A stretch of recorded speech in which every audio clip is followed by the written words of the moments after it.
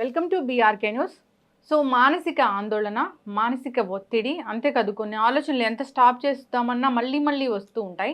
మరి మన మనసుని కంట్రోల్ చేసుకోవడం ఎలాగా? ఎందుకు ఈ ఆందోళన? ఎందుకు ఈ మానసిక ఒత్తిడి? సో వెజిటబుల్ థెరపీ దీని గురించి ఏం చెప్తుంది? పూర్తి వివరాలు తెలుసుకుందాం. మనతో పాటు ఉన్నారు ప్రముఖ vegetable therapist and sun spiritual society founder Vikramaditya Guruji గారు. గురుగారు నమస్కారం అండి. సూర్యోస్మితలే అంటే జనరల్గా మీలాంటి గురూజీలు చెప్తారు ఏంటంటే అమావాస్యకి పౌర్ణమికి మనసులో తేడా వస్తుంది, మానసిక ఆందోళన వస్తుంది, ఒత్తిడికి గురవుతారు అంటారు. సో అది పక్కన పెడితే కొన్ని ఆలోచనలు అసలు ఆగవు. దాన్ని స్టాప్ చేయాలనుకున్నా అవే ఆలోచనలు వస్తూ ఉంటాయి. ఏదైనా ఒక ఇన్సిడెంట్ మన లైఫ్లో ఎప్పుడో జరిగిందే అయినా చాలా ఇయర్స్ అయిపోయిందా కానీ అదే మళ్ళీ మళ్ళీ గుర్తు చేసుకుని మళ్ళీ మళ్ళీ మనం మాట్లాడుతూ ఉంటాము. ఇదంతా ఎందుకు గురూజీ? మన మనసుని మనం కంట్రోల్ చేసుకోలేమా?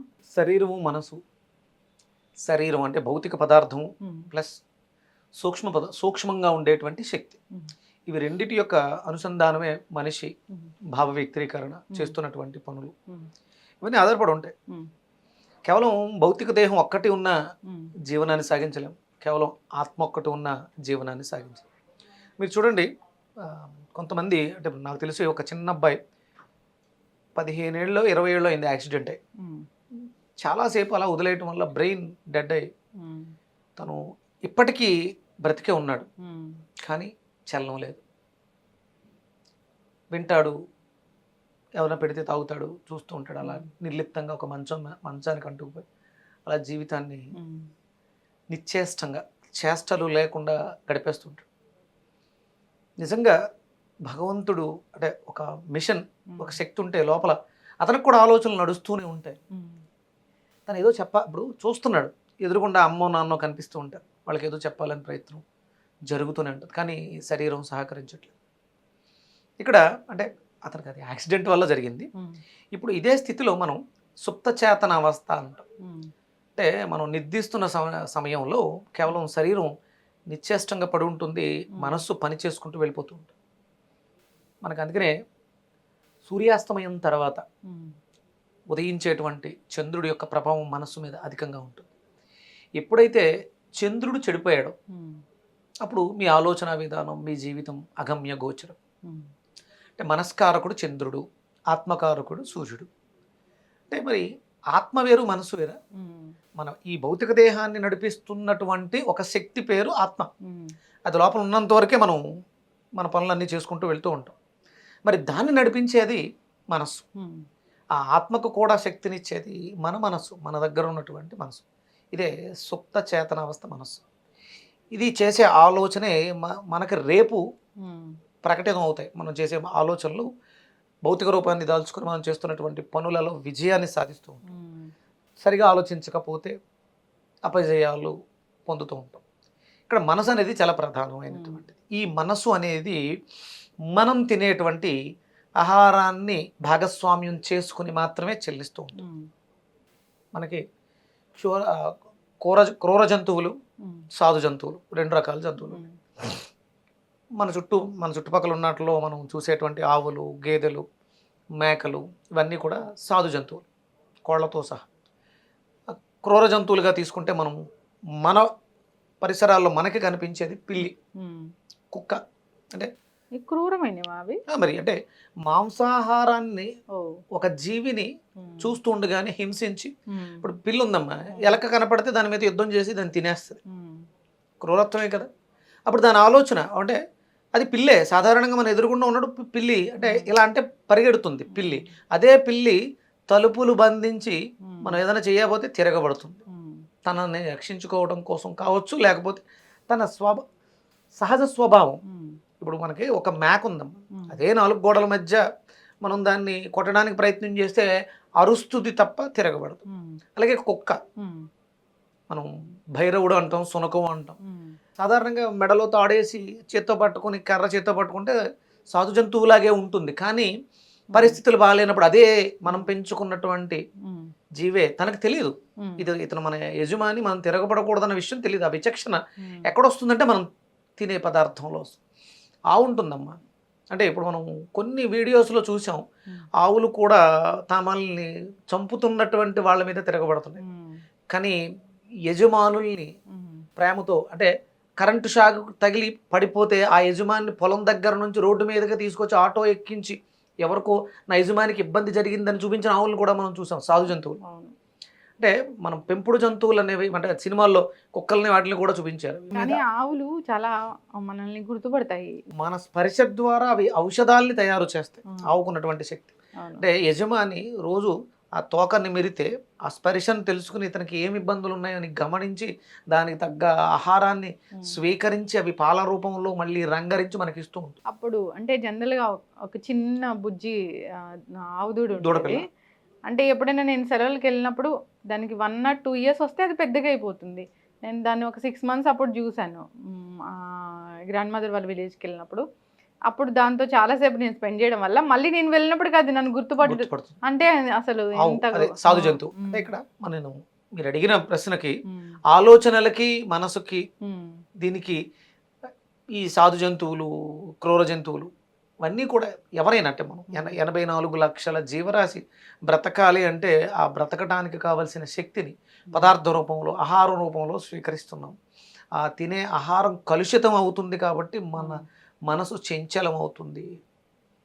ఒక వ్యక్తి కట్టుదిట్టమైనటువంటి నియమ నిబంధనలతో జీవనాన్ని సాగిస్తూ, అంటే అనుకుందాం నేను ఇప్పుడు ఆధ్యాత్మిక చింతనతో సూర్యోపాసన లేకపోతే ఆహారం గురించి మాట్లాడుతున్నాను. ఇప్పుడు నేను ఎక్కడైనా ఒక వైన్ షాప్ దగ్గర కనపడితే ఇదేంటి గురూజీ చెప్పేవన్నీ టీవీలో మంచి విషయాలు చెప్తున్నారు, వైన్ షాప్ దగ్గర అంటే మందు కొంటున్నాడు ఏంటి, తాగుతాడా? అంటే ఇప్పుడు స్వతసిద్ధంగా నేను వెళ్ళి వైన్ షాప్ దగ్గర కనపడ్డాను అంటే నేను కొనడానికి వెళ్ళానంటే నాకో ఎవరికైనా నేను వెళ్ళకూడదు, నేను చేయకూడదు, నేను తాకూడదు ఫస్ట్. అంటే ఆధ్యాత్మిక చింతనలో ఉన్నవాళ్ళు మద్యపానాలు, మాంసాహారాలు, ఎందుకంటే మేము చెప్పాల్సినవి మంచి మాటలు అన్నప్పుడు మేము ఆచరిస్తున్నవి జనాలకి చెప్పాలి, అవి చెప్తున్నాం. ఇప్పుడు ఒక కట్టుదిట్టమైనటువంటి, అంటే నాకు ఇష్టం లేదు కానీ నేను ఉన్నటువంటి వ్యవస్థ నన్ను కట్టుదిట్టం చేస్తుంది. అప్పుడు ఒకేసారి నాకు అవకాశం దొరికినప్పుడు దాన్ని ఎప్పుడు స్వీకరిద్దామా అని చూస్తూ ఉంటాం. ఇదంతా ఏంటంటే మనసు దాని మీద కోరికను చంపుకోలేదు. మనకి హిందూ ధర్మంలో ఎలా ఉంటుందంటే సూర్యోదయ సూర్యాస్తమయాలని మనం బ్యాలెన్స్ చేసుకుంటాం. ఉదయం అంతా ఆత్మకారకుడైనటువంటి సూర్యుడు సంచారం జరుగుతూ ఉంటుంది, సాయంత్రం మనస్కారకుడైనటువంటి చంద్రుడి యొక్క సంచారం జరుగుతుంటుంది. అందుకని సూర్య ప్రేరితాలు అంటే ఉష్ణశక్తిని కలిగిన పదార్థాలన్నీ కూడా మనకి ఉదయం ఉంటాయి, సాయంత్రం చంద్రశక్తి కలిగిన ప్రేరిత పదార్థాలు మాత్రమే ఉంటాయి. అంటే సాయంత్రం మనం తీసుకోవాల్సింది ఒక్క పాలు మాత్రమే, జావ మాత్రమే. ఈ ఎప్పుడైతే నిర్దేశింపబడినటువంటి బంధింపబడినటువంటి భావోద్వేగాలు ఒక్కసారిగా బయటకు వచ్చినప్పుడు, ఒంటరితనం దొరికినప్పుడు, అవకాశం దొరికినప్పుడు దాన్ని తీర్చుకోవడానికి చేసే ప్రయత్నం నా మనస్సుని కకావికలం చేసి నా జీవితం అగమ్య గోచరమైపోతుంది. ఆలోచనలు అంటే ఇప్పుడు ఎవరో చూడట్లేదు, నన్ను ఎవరో గమనించట్లేదు కాబట్టి నేను ఏం తాగాలి, ఇప్పుడే ఈ సాయంత్రంలోపు ఏదో తాగేయాలి, ఏదో చేసేయాలి, ఇలా ఆలోచిస్తూ ఉంటుంది మనసు. అందుకని ఇప్పుడు కూడా దేన్ని బంధించకూడదు. అంటే మనం స్టార్టింగ్ ఎపిసోడ్ చేయడానికి ముందు మీరు నన్ను అడిగారు, ఆలోచనలు ఏదైతే ఆలోచించకూడదో అదే వస్తుంది. అమ్మ నువ్వు ఇంటికి వెళ్ళిపోయిన తర్వాత నా గురించి అస్సలు ఆలోచించొద్దు అని అన్నాను అనుకో, నువ్వు ఇంటికి వెళ్ళిన తర్వాత ఎందుకు విక్రమాదిత్య ఎలా అన్నాడు, విక్రమాదిత్య గురించి ఆలోచించకూడదు, ఆయన వెజిటేబుల్ గురించి అస్సలు ఆలోచించకూడదు, ఆయన ఆధ్యాత్మిక, మీకు ఇవే వస్తుంటాయి. అంటే మనకు అవసరం లేని దాని గురించి మనం ప్రస్తావించకూడదు, మనకు అవసరం లేదు. అప్పుడు డైవర్ట్ చేయాలి. మరి దేని మీద డైవర్ట్ చేయాలి? విక్రమాదిత్య ప్లేస్ని రీప్లేస్ చేయాలి అన్నప్పుడు ఇంకొకటి ఏదో నీ కొడుకు, లేకపోతే నీ లైఫ్, నీ ప్రొఫెషన్, ఇలా మనం డైవర్ట్ చేయడానికి మనసుకి సాధన చేయాలి. ఒక రోజులో ఈజీగా అది కాదు, నెమ్మదిగా సాధన చేస్తూ ఉంటే ఆ సాధనకి అష్టాంగ యోగం అని మనకి ధర్మశాస్త్రం చెప్తూ ఉంటుంది. యమ, నియమ, ప్రాణాయామ, ప్రత్యాహార, ధారణ అనేటువంటి 5 సూత్రాల మీద ఈ అష్టాంగ యోగము. అంటే పొద్దుటే లేవటం, ప్రాణాయామం చేయటం, యోగా చేయటం, మనం తీసుకున్నటువంటి ఆహార విహార వ్యవహారాలన్నీ కూడా దీని మీద ఇందులో ప్రధానంగా మనసుని ప్రభావం చేసేది, పరిపరి రకాల ఆలోచనల్ని ప్రేరేపించేది ఆహారం. నువ్వు తినే పదార్థమే అది మనస్సు అవుతుంది. ఇప్పుడు మనం తింటున్న పదార్థాలన్నీ కూడా పొల్యూటెడ్, విపరీతంగా పొల్యూట్ అయిపోయి, ప్లస్ దాంతోపాటు ఈ క్రూర స్వభావం కలిగినటువంటి పదార్థాలు. అంటే ఒక జీవిని మనం చంపి దాని మాంసాన్ని, దానికి సంబంధించిన పదార్థాన్ని మనం తీసుకుంటున్నప్పుడు దాని తాలూకు భావోద్వేగాలు దాంట్లో ఉంటాయి. ఇప్పుడు అదేమి నవ్వుతూ హ్యాపీగా మన కోసం జీవితాన్ని త్యాగం చేయట్లేదు. అవును. కాబట్టి ఆ పెయిన్ ఏదైతే ఉందో, ఆ ఆలోచన, అది తప్పించుకోవడానికి చెయ్యాలనే ఆలోచనలన్నీ కూడా సెల్స్ రూపంలో లోపల నిక్షిప్తం అంటే అది తిన్న తర్వాత అవే ప్రవర్తనలు మనలో వస్తుంది. అంటే అన్కంట్రోల్డ్గా ఉండేటువంటి ఆలోచనలకి మనం అక్కడ ఆ జీవిని హింసించి తీసుకోవటం. అంటే మనం తీసుకునే నాన్ వెజ్ ఇలాంటి ఫుడ్స్ వల్లే మనకి ఇలాంటి ఆలోచనలు వస్తున్నాయి. 100% అంటే మనకి సత్వ తమో రజో గుణాలు కలిగిన పదార్థాలు. సత్వగుణం అంటే ఏంటో, తమో గుణం అంటే ఏంటి, రజోగుణం అంటే ఏంటో కూడా మనకి తెలియాలి. ఒకే పదార్థం పాలున్నాయి, పాలని పితికిన వెంటనే తీసేసుకుంటుంది ఏ జంతువు అయినా సరే, కానీ మనం కొంత ప్రాసెస్ చేస్తాం. అక్కడ సత్వగుణంలో కొంత ఉన్నా అది కొంత తమో గుణానికి చేర్చబడుతుంది. దానిని మనం తోడు పెట్టాం, అప్పుడు కూడా తమో గుణం. ఆ తోడుకున్నటువంటి పెరుగుని ప్రాసెస్ చేసాం, అందులో నిక్షిప్తమైనటువంటి వెన్న వస్తుంది, దాన్ని మరిగించాం. అంటే గుణాలు మళ్ళీ మారుకుంటూ వెళ్ళిపోతుంటాయి. సత్వగుణంలో ఉన్న పదార్థం నువ్వు చేసే ప్రాసెస్ని బట్టి గుణాలు కూడా మార్చుకుంటూ వెళ్తూ ఉంటుంది. అదే పాలని చెడగొట్టేసాం అనుకో, విరిగిపోయింది, అప్పుడు గుణం మారిపోయిందిగా, విరిగిపోయింది. అంటే ఆ పదార్థాలు అధికంగా తీసుకుంటే మన మనసు కూడా విరిగిపోతుంది, మన మనసును కూడా ప్రేరేపిస్తుంది. సౌమ్యంగా ఉన్నంత వరకు మరిగి చల్లార్చివి తోడు పెట్టుకున్నంత వరకు బాగుంది, దాంట్లో ఏదో నిమ్మకాయ వేసినట్టు విరిగిపోయింది, అప్పుడు రూపాన్ని మార్చుకుంది. అది లోపలికి వెళ్ళినప్పుడు మనల్ని, అంటే అందుకనే మనం ఇదేంటంటారు పన్నీరు, అది ఎక్కువ తినకూడదు, తినొచ్చేమో అవసరాన్ని బట్టి తీసుకోవచ్చు. అంటే మనం అంటే విరిగిపోయింది కాబట్టి అది మంచిది కాదు, అందుకని పన్నీర్ ఎక్కువ తీసుకోకూడదు. ఇలా అంటే మనం ఏం తింటున్నాము అనేది గమనించగలిగితే మన ఆలోచనలు మనం కంట్రోల్. సాత్విక అయినటువంటి ఆహారం, కాయగూరలు, అద్భుతమైనటువంటి కాయగూరలు ఉన్నాయి.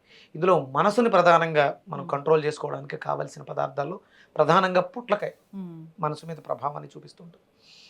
దాంతోపాటు హార్మోన్స్, వ్యక్తుల యొక్క సమతుల్యాన్ని, అలాగే నీ మనసు నీ కంట్రోల్లో, అంటే శరీరానికి మనసుకి అనుసంధానాన్ని చేసేది నిమ్మకాయ.